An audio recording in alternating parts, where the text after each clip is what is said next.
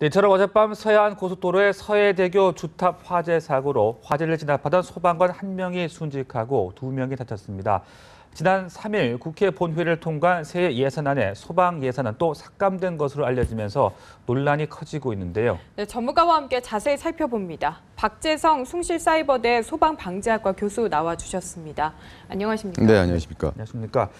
자, 안타까운 사고가 또 발생을 했는데 이번 주탑 교량 케이블에서 화재가 발생한 것으로 지금 파악이 되고 있습니다. 이 서해대교가 또 사장교라고 하던데요. 네, 그렇습니다. 이 구조와 함께 화재 경위 설명을 좀 해주시죠. 네, 사장교라고 하는 것은 주탑을 주연과 그 경사진 케이블로 연결함으로써 그 다리 밑으로 큰 배가 지나갈 수 있는 이제 항로를 확보하기 유리한 다리가 이제 사정교입니다. 네. 서울에는 이제 올림픽대로가 이제 사장교라고 이제 할 수가 있겠는데 네. 어저께 이제 그 주탑 한 30m 부근에 있는 케이블이 낙뢰로 이제 지금 추정되고 있는데 네. 낙뢰로 인해서 화재가 이제 발생을 한 것입니다. 이 케이블이 주로 이제 아연도금 강연선이라고 하는 것으로 되어 있는데 이쪽에서 이제 화재가 발생을 하다 보니까 이제 그 강성이 약해진 거죠. 그래서 보통 500도씨 이상으로 온도가 올라가면 강성이 50% 이하로 떨어지면서 부재로서의 역할을 못하고 끊어지게 되면서 네. 밑에서 이제 그 화재 진압을 하고 있던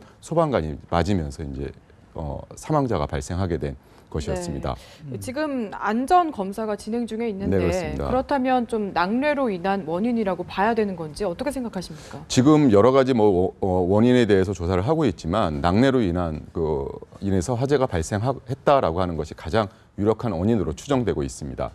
네. 그 화재 사고 지점에 보수 공사가 있었다 이런 것들은 혹시 영향을 미치지는 않았을까요? 보수 공사가 있었다 그런 이제 보도도 있고 이렇게 네. 했는데 지금 이제 곧 그 공식적인 발표를 보게 되면 정확하게 어떤 원인에 의해서 화재가 발생했는가라고 하는 것을 우리가 알 수 있겠습니다. 네. 여러 가지로 지금 추정이 되고는 있죠. 그렇군요. 참 또 더 안타까운 것이 25년 경력의 이병곤 소방관이 네, 순직을 그렇습니다. 했습니다. 어쩌다가 순직을 하게 된 것인지 케이블 파편에 맞은 겁니까? 네, 그렇습니다. 아까 말씀드렸던 것처럼 사장교는 주탑과 주영을 이제 케이블로 연결을 하게 되는 것인데 그 네. 케이블이 아연도금 강연선이라고 하는 강제로 되어 있다 보니까 이게 화재에 연소하면서 끊어지면서 그것이 이제 밑으로 떨어지면서 밑에서 화재 진압을 하고 있던 소방관을 덮치게 된 것이었죠. 네네. 그게 이제 결국 사망의 가장 그 큰 원인이 되었던 것입니다. 네, 어제 기상 상황을 봤더니 좀 강풍이 심하게 불었다고 하던데 그래서 헬기가 출동하지 못한 건지 루프를 직접 탔다고 하더라고요. 맞습니까? 네, 이 서해대교 같은 경우는 평상시에도 굉장히 강풍이 많이 불죠. 그래서 헬기 같은 경우는 조금만 강풍이 많이 불어도 출동하기가 어려운 것이고 또한 어저께 화재가 발생한 부위 같은 경우가 물론 강풍도 있었지만 소방 헬기로서 화재 진압을 하는 것이 굉장히 쉽지 않은 그런 어떤 화재 상황이 아니었나 생각이 되고 있습니다. 네, 좀 안전 조치가 부족했던 건 아닌가 이런 생각도 조심스럽게 들거든요. 네.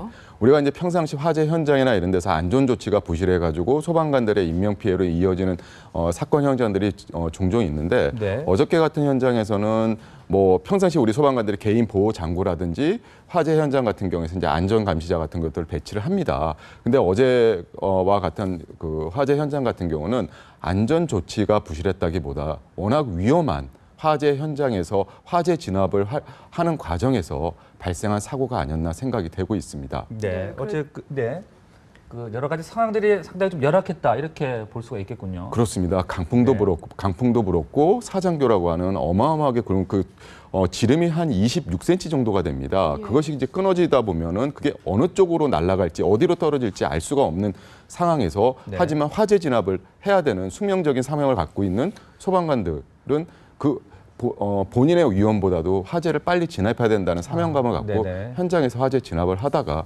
인명피해를 입지 않았나 생각이 되고 있습니다. 네. 네, 그래도 어제 이렇게 사고가 발생하다 보니까 소방관들의 평상시에 그런 현장에서의 네. 뭔가 그런 안전 조치들에 대해서 이야기가 나오고 있는데요. 네, 그렇습니다.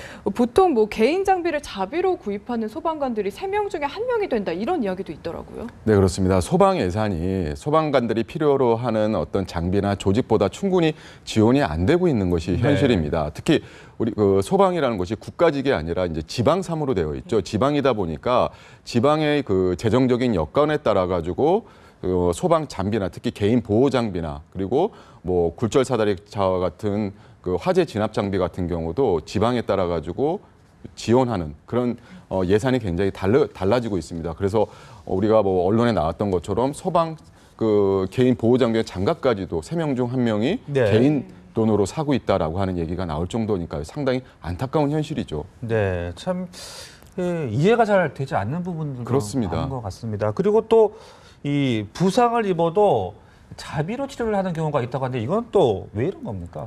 이게 이제 그 보통 그 단가, 규정 단가나 이런 것들도 네. 굉장히 많고 예를 들게 되면은 소방에서 지원해 줄 수 있는 그 최대 상한액이 한 550만 원 정도 되고 있습니다. 그러다 보니까 뭐 부상을 입은 소방관들의 약 80%가 개인 돈으로 그 치료를 하고 있다라고 네. 하는 얘기가 나오고 그리고 우리가 며칠 전에도 계속 나왔던 것처럼 뭐 골절이나 이런 외상 같은 경우는 그래도 이제 공상으로 인정을 받아가지고 지원을 받는 경우들이 많이 있습니다. 지원을 받기가 쉽다는 얘기죠. 네. 하지만은 화재 현장에서는 벤젠이라든지 시아나수소나 일산화탄소와 같은 굉장히 유해 물질이 많이 나옵니다. 네네. 이런 현장을 계속적으로 많이 출동을 했었을 때 오랜 기간 노출됐었을 때 이것이 백혈병이나 이런 암과 같은 질병을 일으킬 수가 있는데 네. 그런 질병이 그 업무하고의 인과관계를 잘 인정을 해주지 않습니다. 일종의 직업병이라고 볼 수 있을 것 같은데요. 직업병이죠. 예. 미국이나 2006년도에 미국에서도 연구한 결과에 의하게 되면 네. 소방관들의 암 발생률이 뭐 2배에서 뭐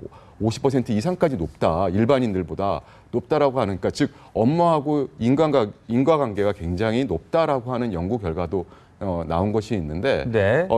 이런 데까지를 또 잘 인정을 안 해주려고 하는 그런 그 경향이 있습니다. 뭐 쉬운 얘기로 소방관들의 공상 인정하는데 걸리는 시간이 3.8분이라는 얘기가 있습니다.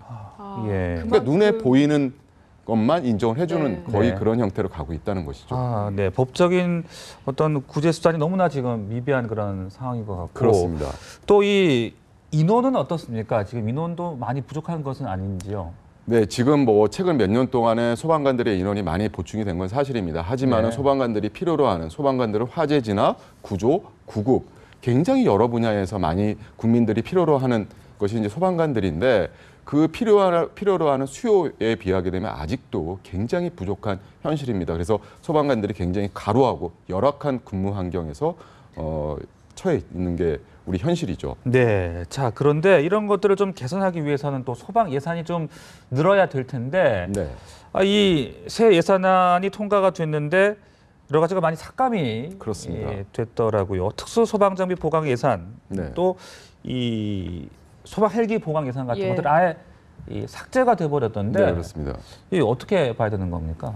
이게 굉장히 안타까운 사실이죠. 네. 하지만은 제가 볼 때는 전혀 낯설은 상황은 아닙니다. 왜냐 이게 매년 이렇게 해왔습니다. 이게 이제 우리가 소방에 대한 예산을 지원할 때 보면은 첫째 이제 상임위가 열립니다. 상임위가 열렸을 때는 소방에다가 이것도 해주겠다, 뭐 소방이 원하지 않았던 부분들까지도 뭐 이렇게 다 지원을 해주겠다라고 이제 국회에서 결정을 합니다. 상임위에서 결정이 되면 이제 언론이나 이런 쪽에서는 이제 그게 보도가 되는 거죠. 아, 그렇게 되면 국민들은 소방에 이렇게 많은 부분에서 지원이 되고 있구나라고 알게 되는데 결국 정말 지원을 해줄 것이냐 말 것이냐라고 하는 것을 결정하는 예결위에 가면은 다 그게 삭감이 되는 것이죠. 네. 그러니까 결국 국민들이 알고 있는 사실하고 소방이 지원받고 있는 예산 이런 쪽 부분하고는 굉장히 많은 차이가 발생하고 있는 것이 현실입니다. 네, 이게 참 문제인 것 같은데 소방 헬기 보강을 위해서 애초에는 72억 원 정도를 그렇죠. 증액하기로 했었거든요. 네. 그만큼 소방 헬기가 많이 부족하다 이렇게 봐야 되겠죠.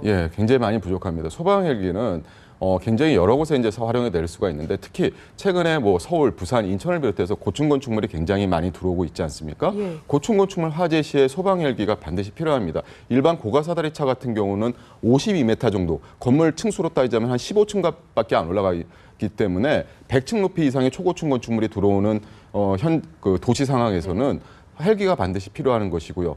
그리고 낙도라든지 산악 그 마을이라든지 이런 데서 응급 환자가 발생했었을 때 빨리 병원으로 후송을 하기 위해서는 소방 헬기가 반드시 필요로 하는 부분인데 이런 소방 헬기 예산도 삭감됐다는 것은 굉장히 안타깝습니다. 네, 또 119 특수구조대 장비 예산은 또 절반으로 줄었던데 네. 지금 현재 뭐 장비 상황 같은 것들은 어떻습니까? 노후된 장비가 많거나 이런 문제는 없습니까? 그러니까 노후된 장비가 굉장히 많습니다. 네. 그렇기 때문에 소방관들을 우리가 맥가이버라고 얘기를 하죠. 장비를 스스로 고쳐가지고 아이고. 뭐 네. 서울 같은 경우 청계천에 가가지고 그 부품을 구입해가지고 고쳐서 쓰고 있는 그런 현실입니다. 네. 자, 그렇다면 이 소방관들의 좀 근무 환경을 좀 개선시키고 좀 사기를 진작시키기 위해서는 어떤 조치들이 필요할 거라고 보십니까? 그러니까 첨단 장비에서부터 소방관의 장갑까지 소방관들이 화재 현장, 구조 현장, 그리고 구급 현장에서 국민들을 원활하게 지원하고 개인을 보호할 수 있는 장비에 대한 지원이 원활히 이루어지는 것도 굉장히 중요합니다. 네. 또한 지방직인 소방관들을 국가직으로 빨리 전환시켜주는 것도 전체 소방관들의 어떤 형평성이라든지 원활한 장비의 지원이나 이런 쪽 부분도 굉장히 중요하고요. 네. 무엇보다 중요한 것은 소방관들이 소방 현장에서 마음 놓고 안심하고 화재 진압을 할 수 있고 구조 활동을 할 수 있도록 혹시 부상을 입었었을 때 어떤 부상을 입더라도 끝까지 국가가 책임지고 네네. 지원을 해주는 그런 어떤 국가 소방관 지원 복지 제도가 확립이 돼야 되지 않나 생각이 됩니다. 네. 네. 이번 사고를 계기로 좀 소방관의 처우 개선에도 많이 관심을 가져야 할 것 같습니다. 네, 그렇습니다. 예, 지금까지 박재성 숭실사이버대 소방방재학과 교수와 함께했습니다. 말씀 네. 감사합니다. 고맙습니다. 감사합니다.